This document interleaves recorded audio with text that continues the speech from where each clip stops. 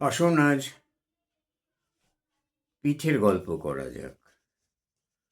একটা ছড়া দিয়ে শুরু করি। আউনি বাউনি চাউনি 3 দিন পিঠে খাওনো, 3 দিন না কোথাও যেও, ঘরে বসে পিঠা খেও। এর একটা অনুরূপ পড়েছে, আউনি বাউনি 3 রাত পিঠে ভাত খাওনি। আবার এটাও পড়েছে, গুড় পিঠে পুলি পিঠে আজকে পিঠে খেও, 3 দিন পরে তুমি লক্ষ্মী বাড়ি যেও। পশ্চিমবাংলায় প্রধান শস্য ধান, আর এখনও অধিকাংশ জমিতেই ধান চাষ হয়, ফলে চালের গুঁড়ো সহজলভ্য একটা উপাদান। আর একেবারে বর্তমান অবস্থার কথা বলতে পারি না, তবে কিছুদিন আগেও তো মানুষ একটু একটু গরু টরু পালতো, গরুর দুধ পাওয়া যেত। আর নারকোল, এই তিন, চিনি নয় গুড়, আখের গুড়, নাই বা পাওয়া গেল মহার্ঘ খেজুর গুড়, এইগুলো সহযোগে তৈরি হতো পিঠে। পৌষ লক্ষ্মী পুজোর দিন আগের দিন থেকে আয়োজন করে সারা দিন ধরে পিঠে তৈরি হতো, আর সেই পিঠে নিবেদন করা হতো মা লক্ষ্মীকে। গণদেবতায় এই ব্যাপারে একটা অসম্ভব সুন্দর ঘটনার উল্লেখ আছে তারাশঙ্কর বন্দ্যোপাধ্যায়ের গণদেবতায়। তো পিঠে একটা অত্যন্ত পবিত্র খাদ্য, অত্যন্ত সুন্দর খাদ্য। আমরা এই পিঠের কয়েকটা এই পিঠে শব্দটা এসছে সংস্কৃত পিষ্টক থেকে, অর্থাৎ শস্য চূর্ণ করে পিষে ফেলা যে নির্মিত খাদ্য, চূর্ণিত, মর্দিত, দলিত। আশকে পিঠে শব্দটা এসছে আশিকা থেকে, যা সরাসরি আগুনে যায় না, আগুনের ভাপে তৈরি হয়। পুলি পিঠে, এটাও আমাদের চেনা, পুর, সংস্কৃত পুটিক থেকে, ভেতরে দেয়া হচ্ছে পুরটা। আর সরু চাকলি, এটাও খুব মানে কি বলবো, জনপ্রিয় পিঠে। সংস্কৃত স্বরূপ যুক্ত চক্র ললিসা, মানে চমৎকার চাকতি, এখান থেকে এসছে সরু চাকলি।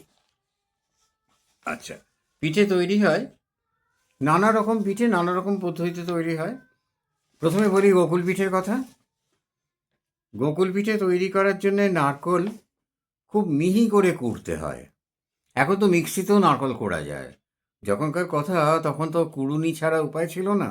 আর কুড়ুনি অসম্ভব সুন্দর সুন্দর পাওয়া যায়, তলায় এরকম বাটি লাগানো সেই কুড়ুনি রামকৃষ্ণ মিশনের মিউজিয়ামে আছে, কারোর কাছে আছে কিনা আমি জানি না।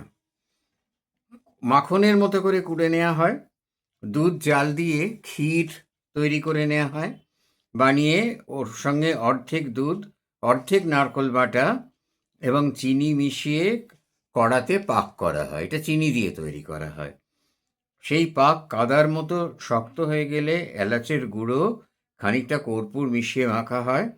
তারপর ময়দায় ঘিয়ে ময়ান দিয়ে খানিকটা গরম জলে 1 হাতা দুধ মিশিয়ে ময়দার গোলাটা তৈরি করে নারকোলের ছেঁই সন্দেশের মতো করে তার মধ্যে ভরে ময়দার গোলায় ডুবিয়ে ভেজে রসে ফেলা হয়। এই রসে ফেলে একটু রস টেনে নিলে গোকুল পিঠে অতিরিক্ত সুস্বাদু পিঠে। এরপরে আমরা আশকে পিঠের কথা বলি। আশকে পিঠে কিন্তু মূল পিঠে, আশকে পিঠে না হলে পিঠেই হয় না। আশিকা থেকে এসছে, আগেই বলেছি। আশকে পিঠে বা ঢাকা পিঠে বা চিকুই পিঠে বলা হয়, চিতই পিঠেও বলা হয় বলে পরিচিত। চালের গুঁড়ি গরম জলে গুলে মাটির এক বিশেষ ধরনের সরা, এই আজকে এখন কিনতে পাওয়া যাচ্ছে সব জায়গাতে, মাটির দোকানগুলোতে, সরায় ঢেকে রাখা হয়। এই সরা উনুনে গরম করা হয়, গ্যাসেই করতে হবে।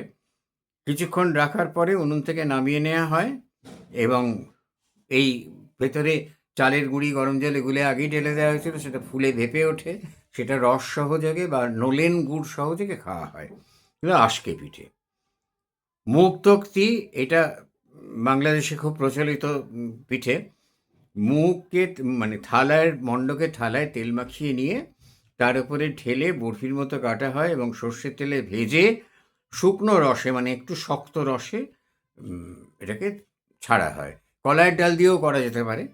আচ্ছা, এটার পরে হচ্ছে পাটিসাপটা। পাটিসাপটা অত্যন্ত জনপ্রিয় পিঠে।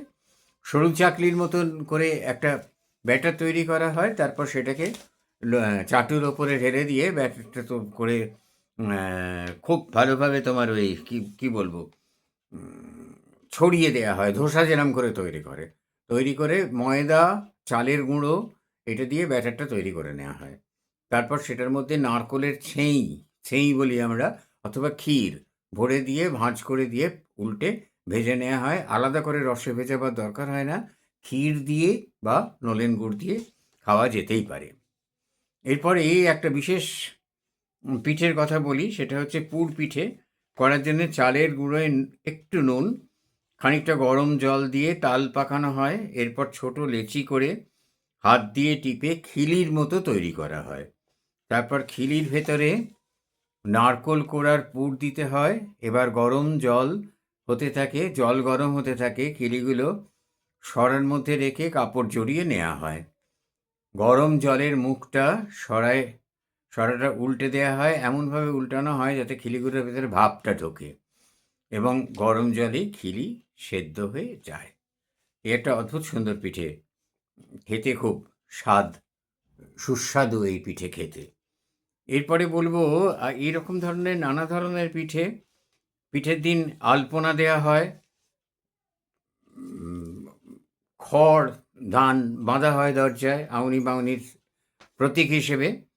আরেকটা পিঠে বলি যেটা ঠিক পিঠের গোত্রে পড়ে, হ্যাঁ পড়ে, সরু চাকলি করা হয় চালের গুঁড়ো, ময়দা, বিউলির ডালের গুঁড়ো, নারকোল কোলা জড়ে গুলে।